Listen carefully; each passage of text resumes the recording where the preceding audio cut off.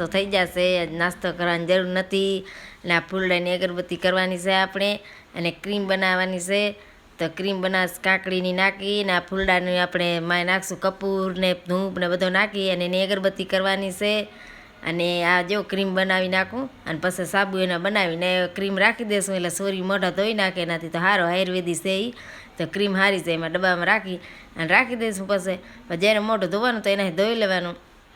પછી આ મીઠી સેવ પૂનમના બનાવી હતી. તો મીઠાણ તો કોઈ ખાય નહીં, બધા આવો ચટપટો ખાય જો વડાપાઉં ખાય ને શું કહેવાય મારે પાણીપુરીઓ ને વેફરું ને આવા ગાંઠિયા ને એવો ખાય. મીઠી સેવની કેને ભાવે ને તો એ ગાયને ખવડાવી આવી પછી. અને પછી મેં તો લે અગરબત્તી કરી નાખું, કીધું ફૂલડાને કાલે પીસ્યા હતા એ બપોર.